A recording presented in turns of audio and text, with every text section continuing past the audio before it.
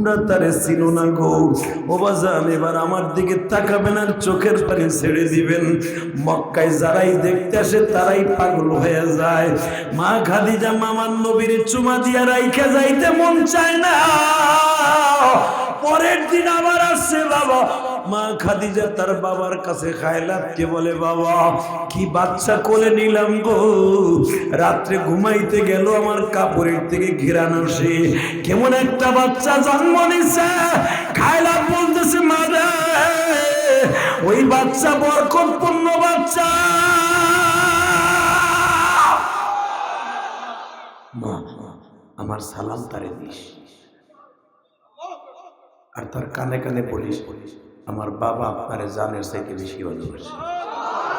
বাবা তুমি আন্দাজে কি কও, জানের চাইতে ভালোবাসে বাচ্চা তুমি চিনো? মা, ইনজিল কিতাবের প্রত্যেকটা পৃষ্ঠায় পৃষ্ঠায় দেখ মা, ঈশ্বর নবী যখন আসমানে যায় তখন শেষ বক্তব্যটা দিয়ে গেছিল, মিন বাদ ইসমুহু আহমদ ফালাম্মা ঈসা যাইবার আগে একটা ডিক্লেয়ার দিয়ে যা, তোর পরে একজন নবী আসতেছে, যেই নবীর দিকে তাকাইলে কোনো গুনাহ থাকবে না। দেখ ঈসা নবীর কি বলছে আল্লাহ। ও বাবা, তাহলে কি আখিরি নবী? হ্যাঁ, আখিরি নবী, যার চেহারার দিকে তাকাইলে মানুষের গুনাহ থাকবে না। মা খাদিজা ওই দিন থেকে চোখে চোখে রাখছে, এই স্বর্ণের হীরার টুকরা আমি কবে পাবো। তবে কষ্ট হয়ে গেছে, কারণ আমার রফিকুল ইসলাম হামিম সাহেব আমার বলছে রসুলের সিরাত কিছু বর্ণনা করতে, তাই মাঝে বলে দিয়ে গেলাম যেরকম মারহাবা। মা খাদিজা সেদিন থেকে চোখে চোখে রাখছে, এই স্বর্ণের হীরার টুকরা আমার বাড়িতে যাবে। জোরে জোরে জোরে জোরে জোরে জোরে। নবীর বয়স যখন 17 বছর, ইন দি মিন টাইমে মা খাদিজার গোলাম মাইসারে ডাক দিয়ে কয়, মাইসারা রে, তুই তো আমার বাড়ি প্রায় 8-10 বছর ঢুকছর। কয় হ্যাঁ, আমার একটা বিশ্বাস তো গোলাম দে, আমার বাপ তো মরে গেছে, আমার 28টা দেশে ব্যবসা, আমার এই 28টা ব্যবসার ম্যানেজার একটা বিশ্বাস তো লোক লাগবে।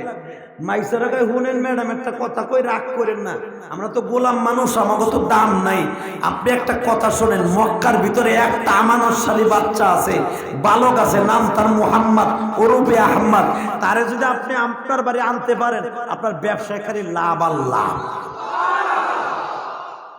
রেডি? আওয়াজ দিবা এবার? নবীর সিরাত। হ্যাঁ, মা খাদিজা মাইসারাতে টেন্ডার দিলেন, যে তুই বলবি আমার ম্যাডাম আপনারে আমাকে ম্যাডামের বাড়ির ম্যানেজার বানাবে। আমার নবী কই, মাইসারা তোমার ম্যাডাম চাইলে দেবো না, আমি যার বাড়ি থাকি আমার চাচা, উনি যদি আমারে বলে তাহলে আমি তোমার ম্যাডামের বাড়ি যাব। তাহলে মুরব্বীদের কথা শোনার দরকার আছে না নাই? জোরে বলে আছে না নাই? আছে।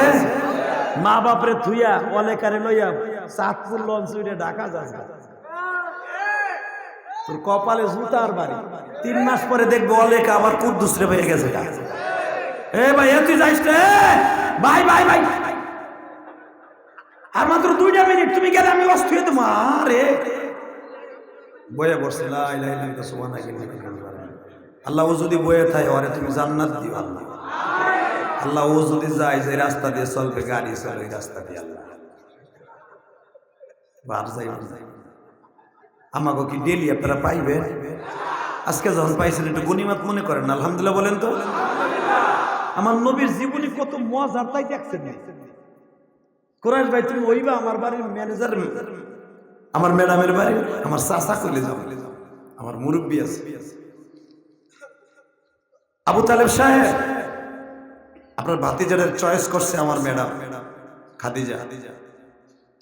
তোমার ম্যাডামকে বইল, আমার ভাতিজা কারো বাড়িতে চাকর হিসেবে যাবে না। আমি আর রোজে আমার মন মতো হয় না। আল্লাহ যারা মন মতো দেবেন, নবীর একবার স্বপ্নে দেখাবো। এবার লাস্ট চান্স। হ্যাঁ, তুমি আমার ম্যাডামের বাড়ি যাবা, আমার ম্যাডাম তোমার চয়েস করছে। আমার নবী বলে, আমার গার্ডিয়ান আছে, আমার চাচার কাছে বললে দেখো তো আপনি আমার ম্যাডামের বাড়ি আপনার ভাতিজারা দিবেন? আবু তালেব বলে, আমার ভাতিজা কারো বাড়িতে চাকর হিসাবে যাবে না, আমার ভাতিজা কোনো বেতনভুক্ত হয়ে যাবে না, আমার ভাতিজা কারো আন্ডারে থাকবে না, আমার ভাতিজা রৌদ্রে কোনো কাজ করতে পারবে না, আমার ভাতিজা রৌদ্রে লাল হবে, আমি আবু তালেব সহ্য করতে পারবো না। ম্যাডাম শর্ত দিছে 8টা 10টা আনবেন। ম্যাডাম বলে লাইছে যা লাগে সব দে,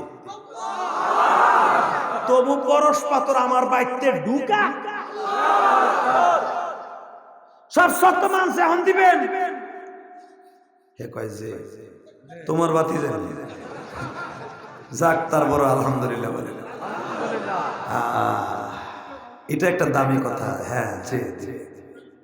আবু তালেব, ও আবু তালেব, আপনি কি কি লাগাইছেন? 10টা শর্ত। আমার বাতিজা 3 ঘন্টা করে রেস্ট নিতে হবে, 3 ঘন্টা ডিউটি করবে, 3 ঘন্টা রেস্ট নিবে।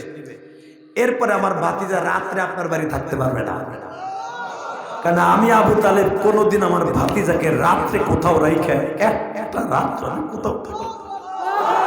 আমার ভাতিজারে রাত্রে কোথাও রাখতে লাগবে বিদায় আমি ব্যবসায় তাই আমার ভাতিজারে লয়ে যাই। আমার ভাতিজারে বুকের মধ্যে না দিলে আমার ঘুম আসে না।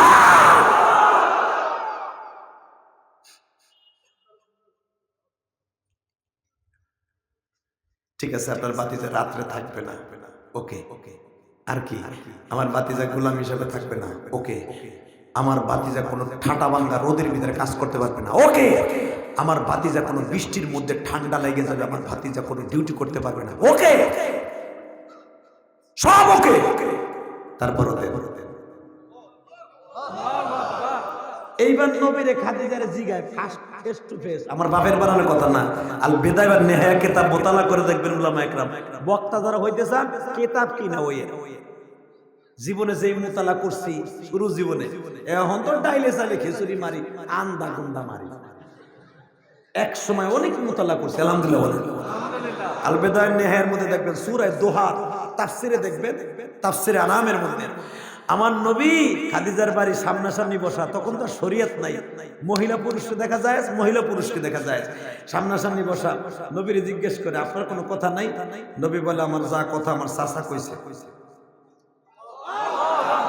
তবে একটা কথা বলি ম্যাডাম, কি রাগ করেন না, আমি আপনার বাড়িতে ম্যানেজারের দায়িত্ব নিব না, আমি আপনার বাড়ির প্রথম নিব ছাগল চড়ানোর দায়িত্ব। পট করে মানুষের লাভ দিয়ে তারা করে আসবে, তোমার মাথায় বুদ্ধি নাই, তোমারে দেবে রাজার হালাতে ব্যবসার হিসাব নিকাশ, এসির মধ্যে বই আরামে লাগবার, তুমি যাবা ঠাডা ভাঙ্গা রোদ্রে, আর তা হলো ছাগল, ছাগল চলায় পাগল। নবী কয় মাইসেরা তুমি আমার থেকে 10 বছরের বড়, জানি, কিন্তু ছাগল শুধু পাগলে চড়ায় না, নবীরাও চড়ায়। মাইসের এক কথায় বোল্ড ওঠে। বাজানরিবার আমার দিকে তাকান, মাইসারাকে নবী বললেন চোখে আঙ্গুল দিয়া, মাইসারা ছাগল কারা চড়ায় দেখবি। ও বাবা এখন কানবেন, আমি দেখি কার চোখে নবীর ইশকের 2 ফোঁটা পানি পড়ে। মাইসারা ছাগলের খামারের, দুম্বার খামারের চাবি লইয়া বলে, মাইসারা রশিগুলা ছাড়, ছাগলের রশিগুলা ছাড়ে গো বাবা, একটা ছাগলও দৌড় দেয় না। মাইসারা বলে, কোরাইশ ভাই ও আলামিন ভাই, প্রতিদিন রশি ছাড়লে ছাগল দৌড় দেয়, আজকে একটা ছাগলও দৌড় দেয় না। আসলে বুঝতে পারলাম না এরা কোন কলেজে রাত্রে পড়লো। আমার নবী বলে, মাইসারা রে, ওয়া ইন্নাকা লাআলা খুলুকিন আযীম। আদর্শবান নেতা হইলে তার কর্মীরা আদর্শবান হয়। এখন তাদের রাখাল অর্থাৎ তাদের খাদেম, তাদের নেতা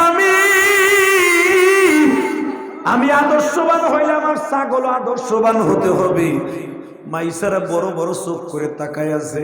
কুরাইশ ভাই রে, তোমার মাথায় এত বুদ্ধি, ছাগলগুলা বশ মানায় ফেললা। বাজান 325টা ছাগলের রশি ছাড়লো, একটা ছাগলও দৌড় দেয় না। আমার নবী হাঁটলে ছাগলগুলা হাঁটে, আমার নবী দাঁড়াইলে ছাগলগুলা দাঁড়ায় যায়। আমার নবী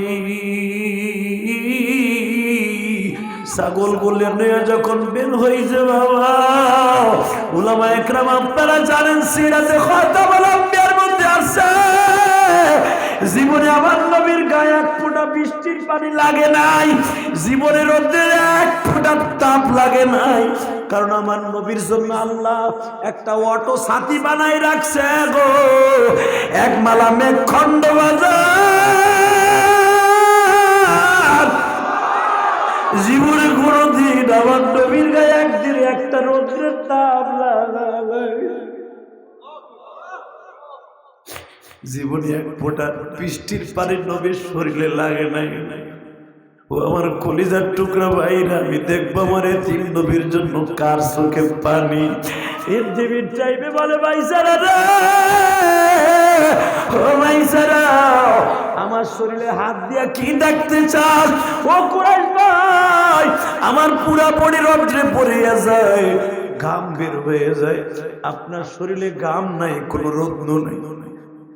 আমার নবী বলে ভাইসারা রে, সব কিছু আমার আল্লাহর খেয়াল, জোরে জোরে জোরে জোরে। আমার ফরিদগঞ্জের কলিজার টুকরা ভাইরা, সিরাতুন নবী সাল্লাল্লাহু আলাইহি ওয়াসাল্লাম মাহফিলে আমি দেখব আমার নবীর সিরাতের কথা শুনে কার চোখে পানি। 325টা ছাগল লইয়া আল বিদায়া ওয়ান নিহায়ার মধ্যে দেখবেন প্রথম খণ্ডের মধ্যে আমার বিশ্ব নবী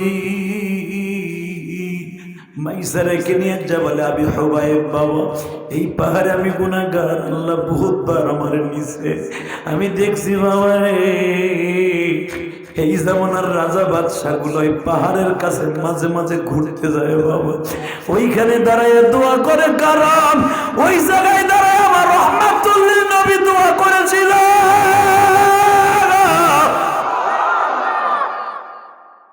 জাবালে নূরের থেকে বাবা কেবলই 1.5 কিলোমিটার দক্ষিণে এই পাহাড়টা, এখানে বাঙালিদের লাশ রাখা হয় গো বাবা। আমি গুনাহগার, এইবার রমজানও দেখে অনেক কাঁদছি বাবা গো। আমার নবী 325টা ছাগলকে বলে দিলেন, আমি তোমাদের উস্তাদ, তোমরা আমার ছাত্র, আমার কমন ছাড়া একটাও দৌড়াদৌড়ি করবা না, আমারে তোমরা মুসা নবীর মতো ভাববা না। মুসা নবীর সারাদিন দাবড়াইছে একটা ছাগলে, সন্ধ্যার সময় বলে মুসা রে, আসলে আমি দৌড়াই নাই, আল্লাহ তোমার রাগ পরীক্ষা করার জন্য আমার দাবড়াইছে, আমি নবী কিন্তু তোমাদের পিছনে দৌড়াইতে পারবো না, তোমরা এখানে বসে বসে ঘাস খাইবা। মাইসারা বলে আমার জীবনে শরীর নাই, ছাগল কোনো মানুষের কথা শুনে